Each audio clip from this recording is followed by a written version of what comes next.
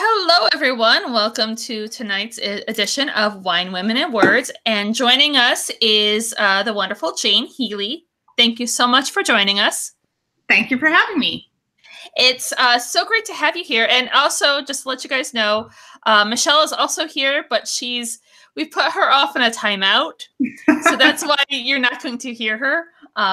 But we are going to have lots of fun questions for you, Jane, tonight to talk about your book, The Beantown Girls. Yes. Which, full disclosure, I'm still reading, so we're not going to get to the end of it. But I do have to say, so I've got a funny story. Okay. Over the weekend, I started reading it over the weekend, and I was maybe about halfway through, like the second chapter or so, when I got a message from a friend of mine on Instagram, and she was like, "Have you read this yet?" And she sent me the picture of your book. She's like, "Have you read it yet? This is totally up your alley." Yeah.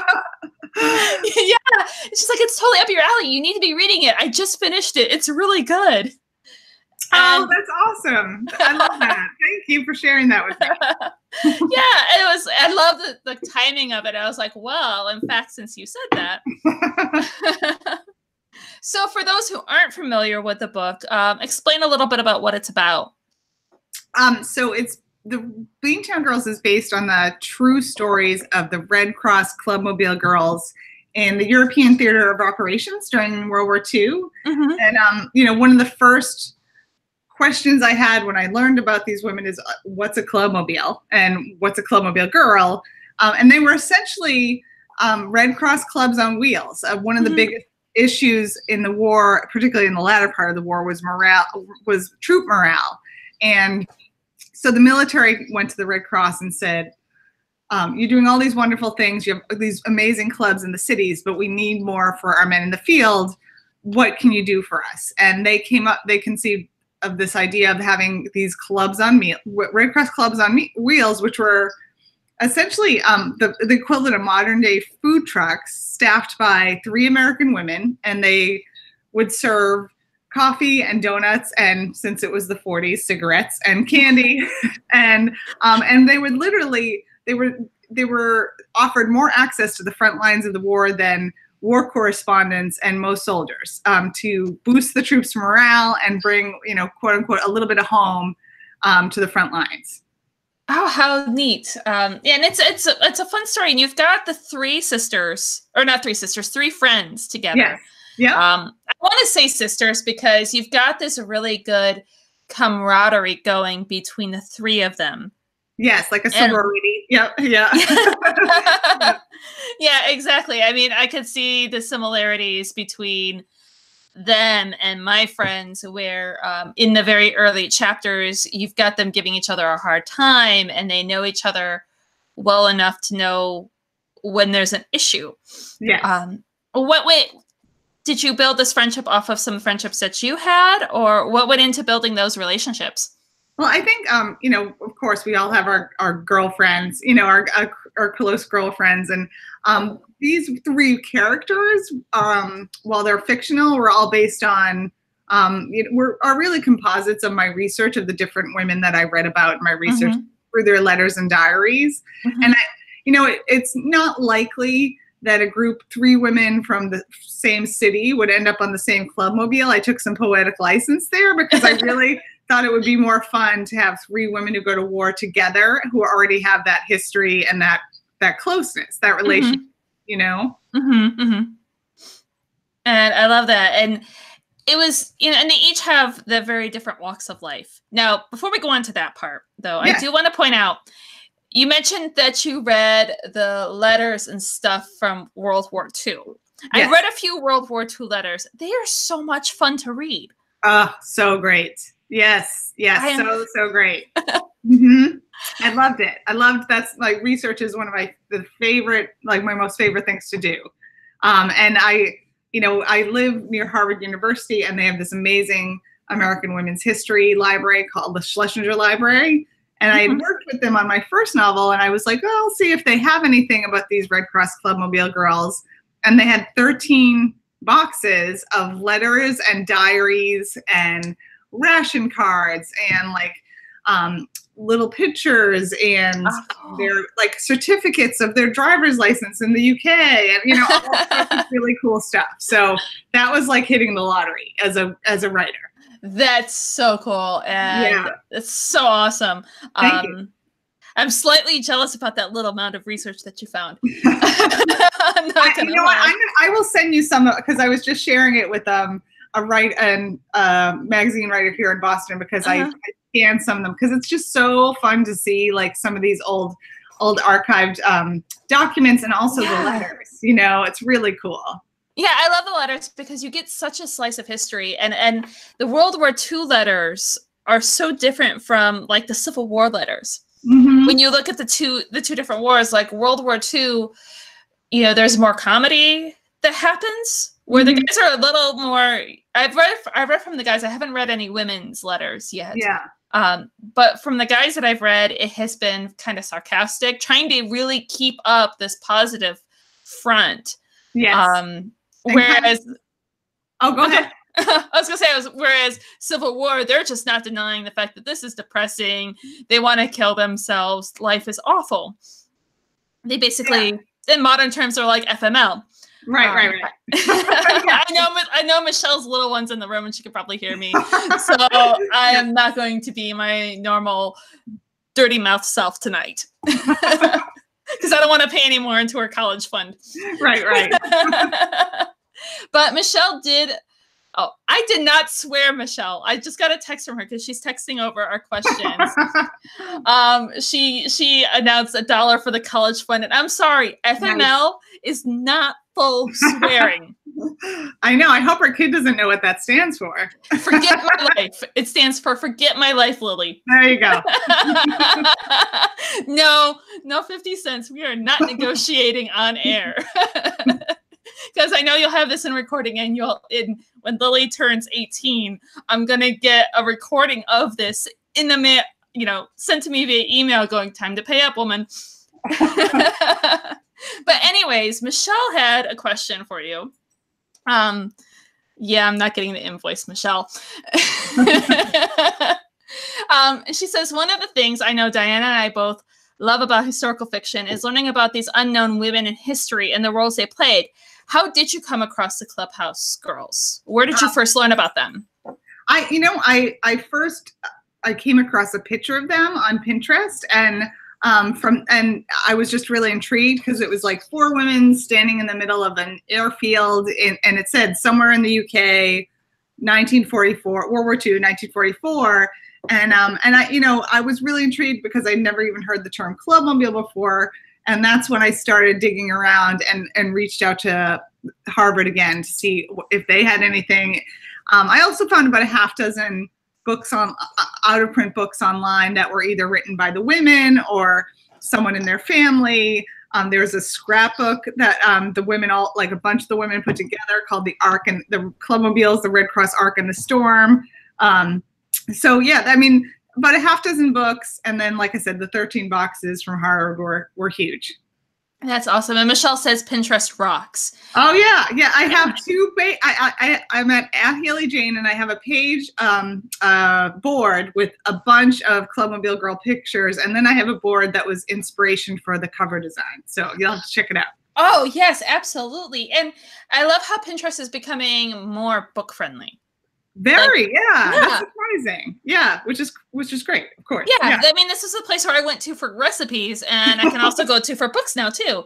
And to see some author insight on that whole Pinterest world and the story ideas and things like this, where you get the idea straight from Pinterest. Yeah, it's so cool. Yeah, I'm amazed at how many really incredible old black and white vintage photos from World War II are on Pinterest. Like, there's just so many interesting photos. Granted, some of them are probably posted illegally or, because of copyright issues, but they're really great. They're really fun to see.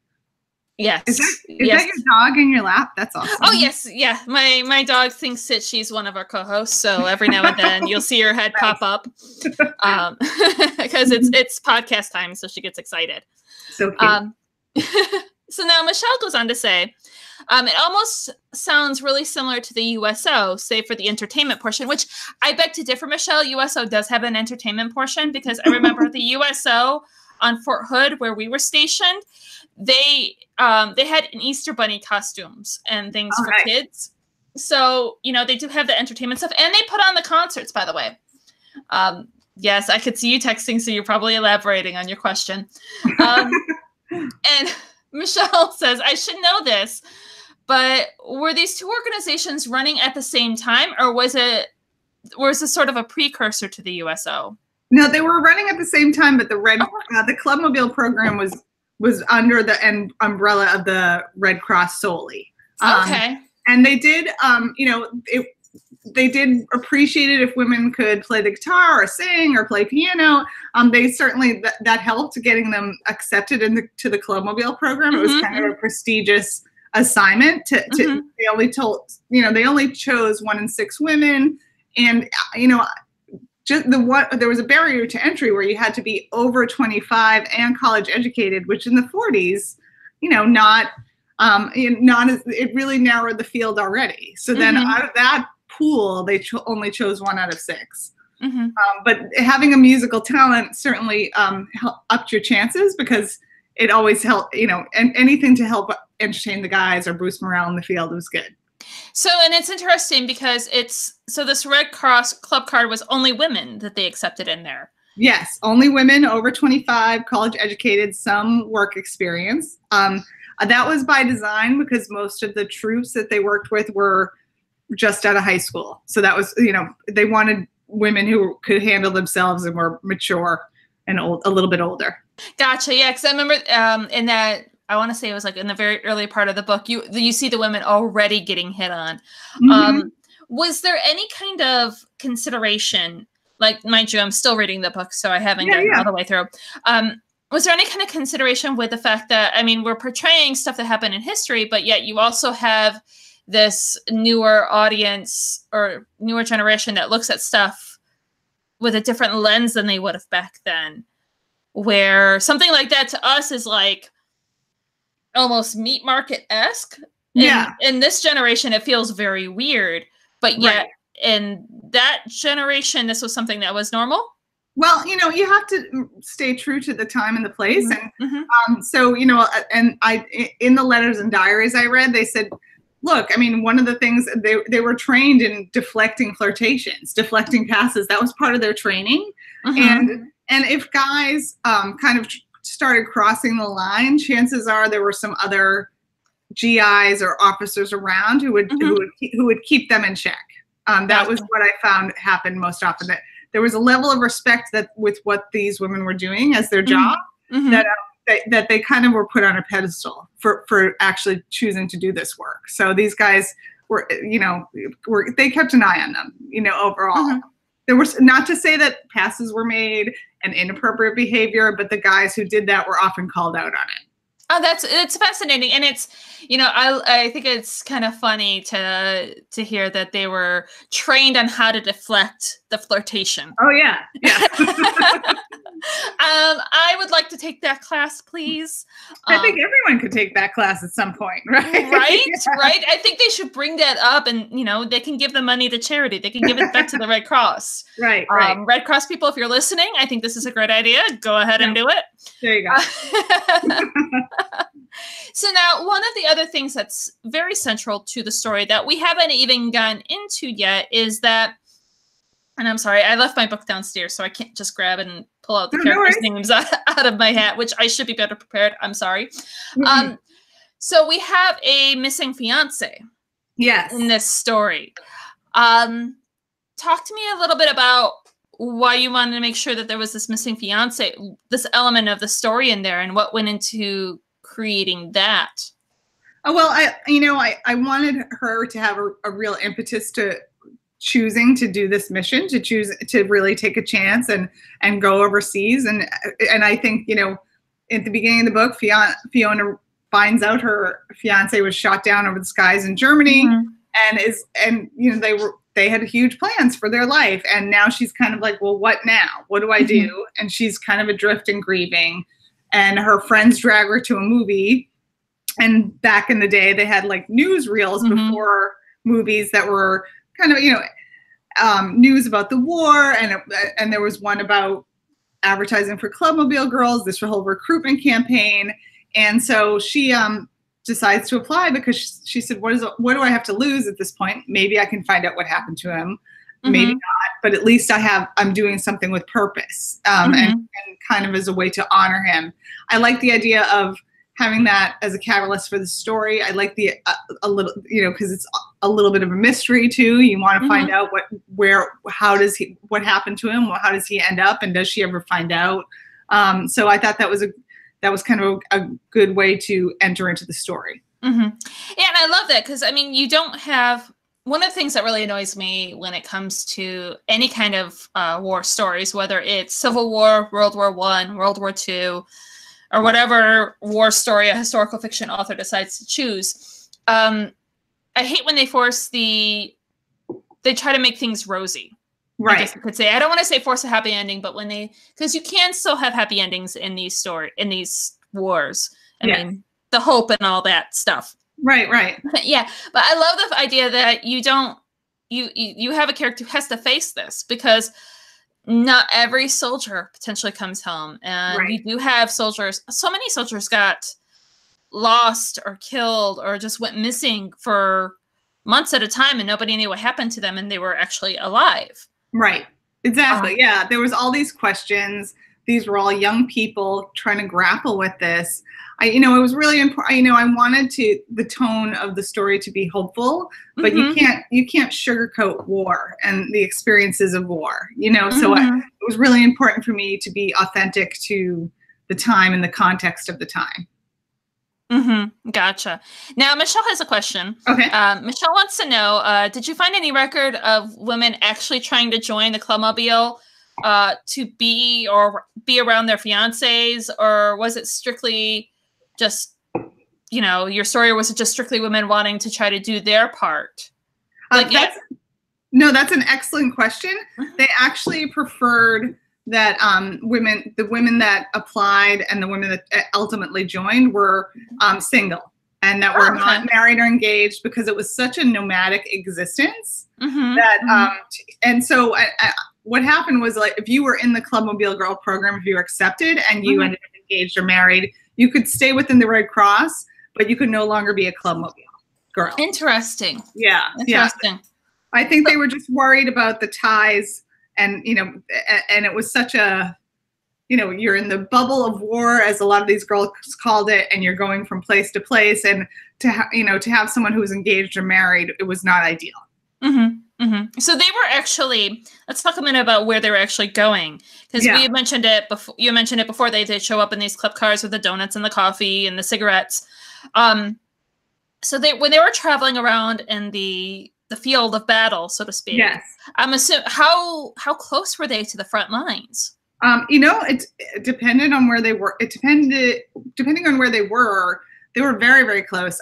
Part of the story takes place within the Battle of the Bulge, and it was so chaotic at the beginning of that battle that the battle lines were changing all the time. To the point that these women were often got caught behind the enemy lines. So they were up to or at the front lines of the war in many instances. And one of the things that I mentioned in my talks when I go to libraries and things is that the women complained about is they're in these big trucks, these Red Cross Clubmobile trucks, but because they were not medical Red Cross, they did not have the Red Cross on the top of the truck, so that enemy planes couldn't distinguish whether they were, because you're supposed to avoid hitting Red Cross trucks as an enemy plane, Geneva Conventions, but they would complain that, like, we're not armed, we're Red Cross, and yet we're kind of sitting ducks here sometimes. So it was really unnerving for them to be so close to the front lines and a target. So. Yeah, and that's even more harrowing, the fact that these women are risking their lives just for the morale of men in battle. Yes. I mean, Michelle's husband's active duty Navy. My husband is an Army veteran. So wow. I didn't know that. Yeah. So two military wives right here. Well, thank you for your service, everyone. That's amazing. I know the wives are involved all the way. One of my good friends, is married to a vet. So yeah, I get that. Yeah, and so the whole morale thing, we understand how important it is. I mean, we kind of take it for granted when you're not inside the military as much as our families have been. Yeah. Because being down there, even in the modern sense, yeah, where it's crappy. Yeah. I've heard yes, my husband was in Afghanistan and Iraq, and so I've heard all of the stories and I've seen some of the pictures. And Michelle's husband has been off at sea, stuck on a ship for weeks at a time, Michelle? Months at a time. Yeah. So, things can get down in a dump. So any little thing to help make them happy is just, fantastic. Like I used to send hot sauce to my husband. Oh, amazing. And I found the giant jars of Tapatio. Nice. And I would send him 2, maybe 3 bottles a package. And I'd wrap them up really well. And I would find, little just tchotchkes from like the dollar store, like the silliest things I could find to throw in there. When I'd send them Twinkies, all sorts of little things of that nature into the box. And it was so funny because the soldiers that worked under him, they were so happy when my boxes came because they're like, oh, did your wife send Tapatio? Did she send Tapatio? We really need the Tapatio. I love it. Yeah. And just, those little things, those little touches. So, we discount, the common person will discount, those things to make life happy. But yet these club car girls were so important. So important. And it's interesting you bring up the mail. I think now, and particularly in World War II, because you didn't have email, you didn't have Skype, there wasn't other ways to communicate. So mail was everything to these guys in the front. It was their lifeline. And so there was some scenes towards the end of the book where the girls really risk their lives to get Christmas mail to the front lines of the war for these guys, because they know that they are in such, the Battle of the Bulge and that whole part of the war towards the end of 1944, it was like the worst winter on record in Europe. And these guys were in a dark place, and they were like, we know how much this means to them, and we are going to do what we can to get this Christmas mail through. And I didn't have a full understanding of how much mail meant until I read these letters and diaries, and these accounts. But you're right. I mean, those human and personal and family connections are huge, for these guys, because they live for it. Yeah. So, yeah. Amazing. Exactly. And Michelle has a statement. Yes. I'm reading the formal statement of Michelle. She says, it's crazy to hear about all these little pockets of history. You see movies, you learn about it, you read books, and to never know that these groups were there. And a lot of us had never even known about them till now. I'm assuming, obviously, this is something that just took you by surprise and that you just had to write about. Yes. Because of that. And I don't know, sometimes maybe it's my inner raging feminist. I don't know. But sometimes I feel like we don't hear about some of this stuff because it was the women's stories. Right. These club cars were primarily for the women, so they weren't the outright valor, let me go shoot a Nazi in the face kind of story. Right. Oh, no, you're absolutely right. Right now I'm listening on an audiobook, Educated by Tara Westover. I don't know if you know that book, but it's about, she did not receive any formal education until she entered college at Brigham Young at age 17. And so she talks about how she was educated by her family kind of loosely, and her father came at it with certain bias, and she didn't know about the Holocaust till she was 20 years old, and different things. And one thing she brings up towards the end of the book is that historians have their own bias, right? They have their own bias as to what stories matter and what stories are important, and then other stories are kind of swept aside or just not deemed important enough to to elevate. And I think that's what happened with this particular story and with other stories during World War II. And we can come up with a lot of other examples too, I'm sure. So, oh yes, loads and loads of examples. Yeah. But yeah, I fully agree with you 100%. And I really need to pull educated out of the back pile of my to be read list. Because I've been meaning to get to that one. I just haven't. But I've learned more about women's history in the last 4 or 5 years of my life than I have in all of my education. Yeah, I understand that. Yeah. And I think that, someone was like, well, why historical fiction? I said, well, that allows you to pull some of the most fascinating aspects of history into one narrative, because you can take that, you have that freedom to do that, because it is fiction. This book is based largely in fact. It really is. I would say 70 to 80% is based on the diaries and letters that I read, but in those places where I needed to fill in the blanks, I had the freedom to do that because it's fictionalized. Absolutely. And that's one of the things about women's history is that there's so many gaps in the historical record for women. Yes. Because they weren't considered to be major players throughout history. Right. Just the idea of, women dressing up for battle to be in the Civil War, I didn't know until, gosh, I don't remember. Michelle, do you remember when Erin's book came out, I Shall Be Near to You? I want to say it came out in 2000. Poor Michelle has to do like sign language on that. I'm sorry. It is not your fault at all. Not your fault at all. My fault for putting her in the timeout quarantine area. I believe it was 2013 or 14 was what she was saying. So that makes sense. Yeah. So 3 or 4 years ago. Yeah. So yeah, 2013, 14. A little bit of time. 15, yeah. She's like maybe 5. Yeah. Somewhere around there. Yeah. So yeah, because I think I just moved here. We just moved up to the LA area. So So I was thinking about it 4 or 5 years ago. So yeah, it's that, getting back to on track, that finding these stories, these vignettes of women's history and historical fiction that make things much more vivid and so much more interesting. And so that's what I like about this, is that it's this little bit of history that nobody ever knew and talked about. Thank you very much. And we have just about reached our 30 minutes. So I wanted to thank you so much for bearing with us for our technical difficulties tonight. Oh, no, this is so great. I'm sorry. Like I said, Michelle, I'm sorry I couldn't hear your voice. I did earlier. I don't know what happened. It's all good. Okay. Thank you so much for joining us. And she hearts you.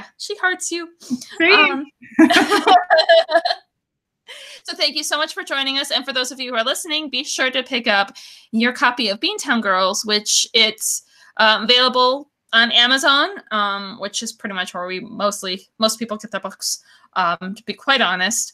So pick it up and check it out. Thank you so much for joining us, Jane. Thank you so much. This was really fun. Great. Thank you. Take care. All right. Bye-bye. Bye-bye. So, okay. Michelle. Yeah. Can you hear me? Yes, I can hear you. Oh, okay. Do you want me to stay on? Do you need me to stay on? No, you can head out. That's cool. Okay. I'm so sorry. Thank you so much. This is awesome. Great. Thank you. Good night, ladies. Bye-bye. Bye. So, Michelle, we are in this place with our book where you have read more than I have.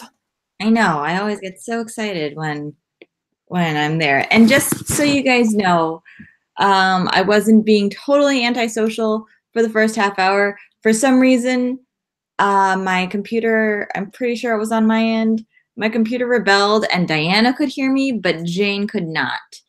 So I just muted myself and texted all my questions to Diana in case anyone was wondering. Yeah, that's why I put her in timeout. We had her in quarantine. Her computer decided to just quarantine her. So yay technology in the 21st century. I know. But yes. Oh, this is itchy. So I started reading this on Monday because I'm actually I'm in Pennsylvania right now. I was in New Jersey last week for a wedding, and I'm headed down to North Carolina. So Monday was the first chance between all the wedding stuff and family stuff and friend stuff going on that I had to sit down, and I probably could have read this whole book on Monday. Like if I hadn't have, had children that required my attention. Oh, having to feed and care for them. Why can they not be feral creatures? Why can children under the age of 5 go ahead and just make their own food? I mean, it's not asking too much. They can go out and forage. They're adorable, and they can panhandle. People will give them money. So I think chapter 9. I think I'm in the middle of chapter 9. That's when I finally had to stop and parent for a while. But it's just and I don't know. You're on chapter 2, right? Yes, go ahead. Way to point me out. I am behind on my reading this week. And yes, I am on chapter 2. Okay, so I found the exact spot where it was. I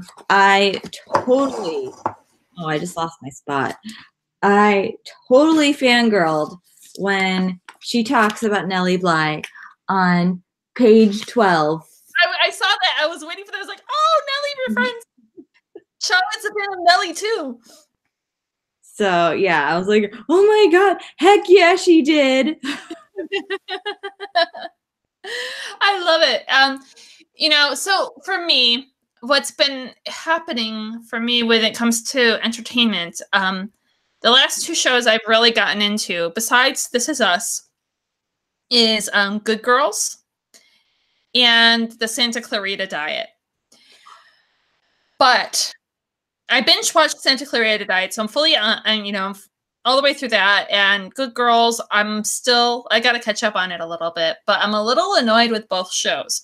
So in both of those situations, you have these women who want to do bad things, who kind of want to be naughty, I guess you can say, quote unquote.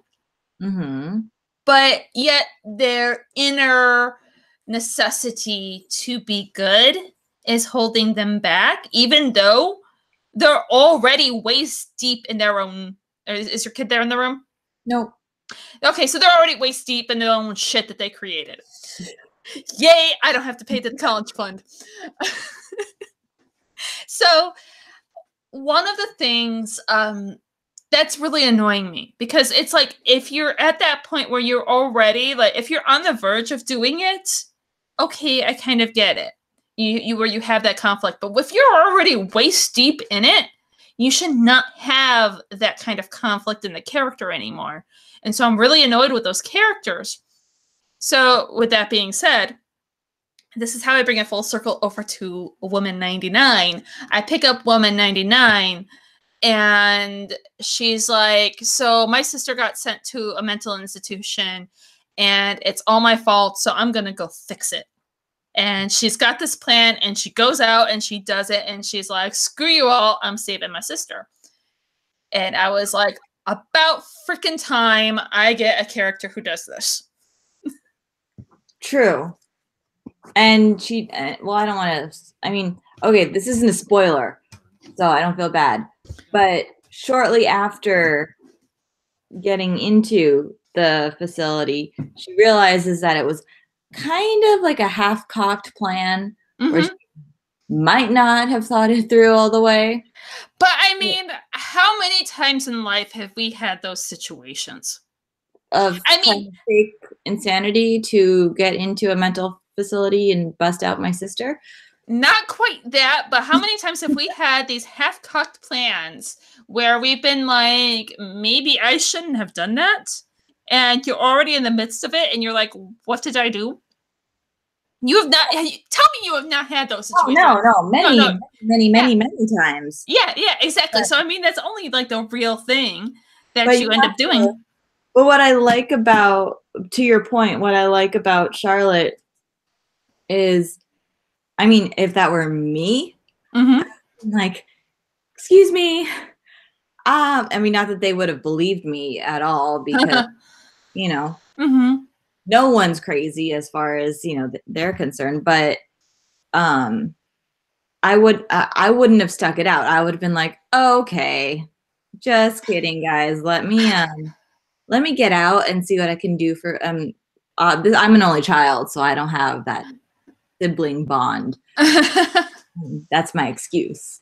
But Charlotte is just like, well, I'm here now and I'm not leaving until I find my sister, even if this was a stupid plan and I should. You know, if it was me, I was thinking about this a lot lately myself.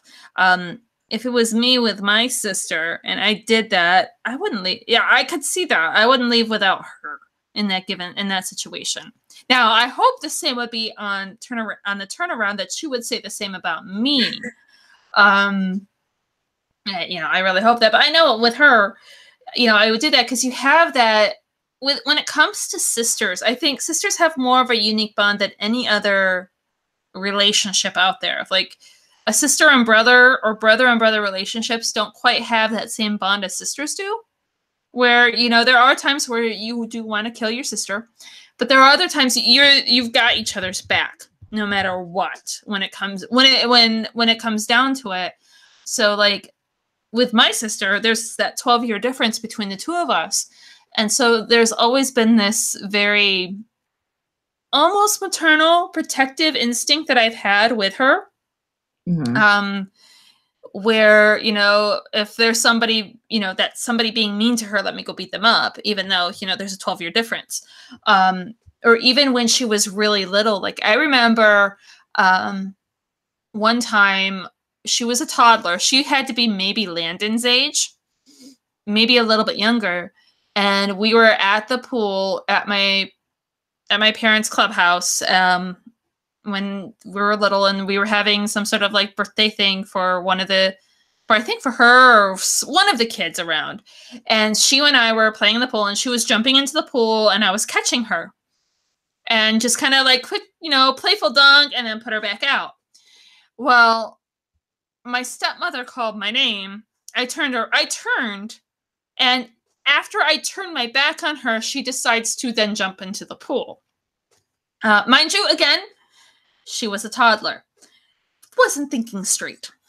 And then everybody just screamed, and I looked down, and my sister's down at the bottom of the pool looking up at me like, hey, what's going on?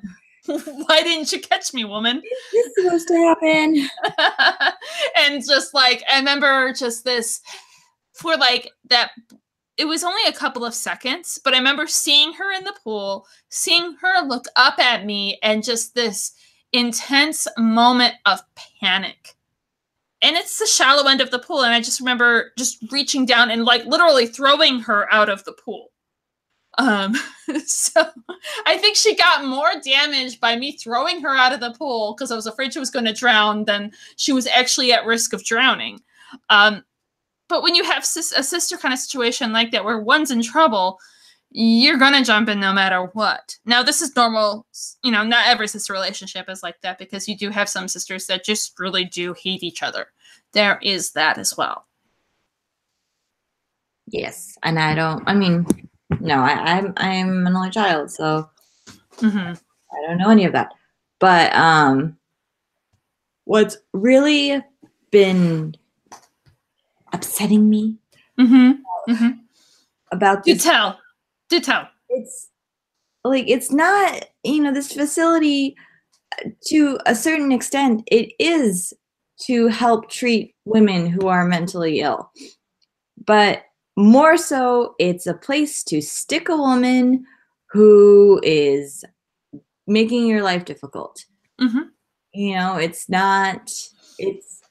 a woman whose father is getting remarried, and her new stepmother doesn't want her around, so off she goes. Who isn't interested in getting married, so clearly she's crazy, so we'll cut her off. A woman who's considered to be too promiscuous. You know, and we've got to also take into consideration, you know, as we talked with Jane about, is the time period. this is still. It's late. We're looking at the late 1800s. I'm sorry. So late 1800s. You know, the idea of mental health. We've had this discussion before. I think we had it with Lori that the idea of actually having mental health didn't come along until what, 1940s, 1930s, barely. And even now, we're finally starting to make those inroads in treating mental health as an illness like any other part of the body. But back then, they just didn't even consider that. Yeah. And I'm sure. Sorry, I have to get a toy out. Well, that is very important to get the toy out of the box. I mean, or that's a castle. Sorry, get the toy out of the castle because you're super mom. And now we have this drama as to whether or not we could get the toy out of the castle. Everybody's enraptured. There's a car in it, but it's in that little tiny window in the tower. It's a flying car, isn't it? You have to go ask Nani if she can get it because I can't. Yep, there's a little car, but go ask Nani. All right, bye. No, you go with Nani too. Thanks. Okay. Good talk. Bedtimes are shot to hell right now since we're on vacation, so. Exactly. So we were saying anyway, but like, and I'm sure to a certain extent some of the doctors and nurses there really did want to help women. Like they didn't have the concept of mental health the way that we look at it today. But I feel like moreover it was just a place to get women out of the way. A lot of cases it was. And I mean, in the Tudor time and around the Renaissance, you had the convents. Yeah, nunneries and convents. And then, you know, as time went on, I guess people got crueler. And convents weren't always necessarily the best place for women either. There was some abuse there too.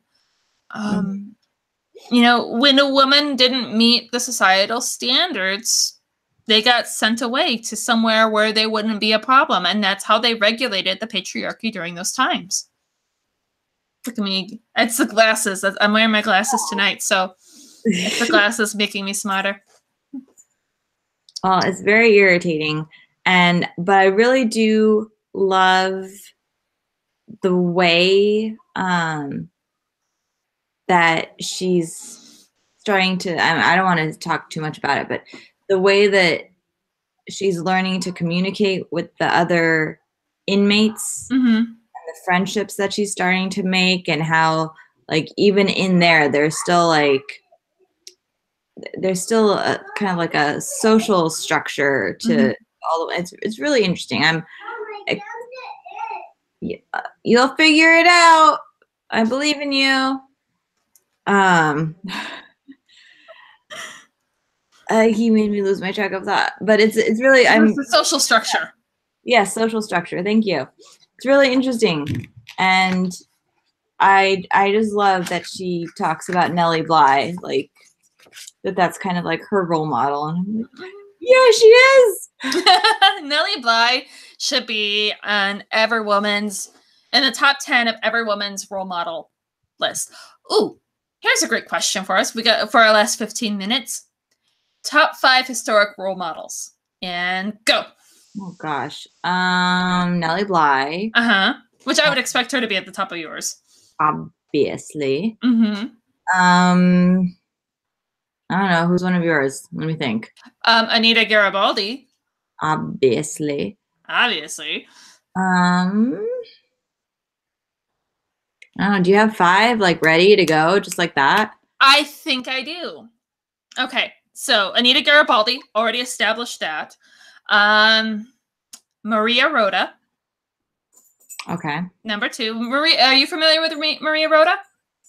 You've talked to her about me too. You've talked about her to me. You, yes. For those of you who are listening who don't know Maria Rota, she was an anarchist in the early 1900s. So let's see here. Anita Garibaldi, Maria Rota. I'm looking over at my book. You know, I have to say Dorothea Lange. from Elise Hooper's the book that we read, Learning to See. I have to say she's one of my heroes. I mean, that whole working artist thing. And her photography was amazing. So there's 3. Nellie Bly's got to have to be my 4th. And, and I'm forgetting, I can't believe I'm forgetting his last name. The Very Long Road at Camp Pendleton is named after him. Last name starts with a B. You know the road at Camp Pendleton? I mean, very long time since Bassalone. Anne Bassalone, John Bassalone's wife. Okay. My top 5. Yep. Remember that road? Yeah, you should remember that road. It's like one of the longest roads, I think, in California. It's a really long road, and Camp Pendleton is huge, and this road just goes straight through it.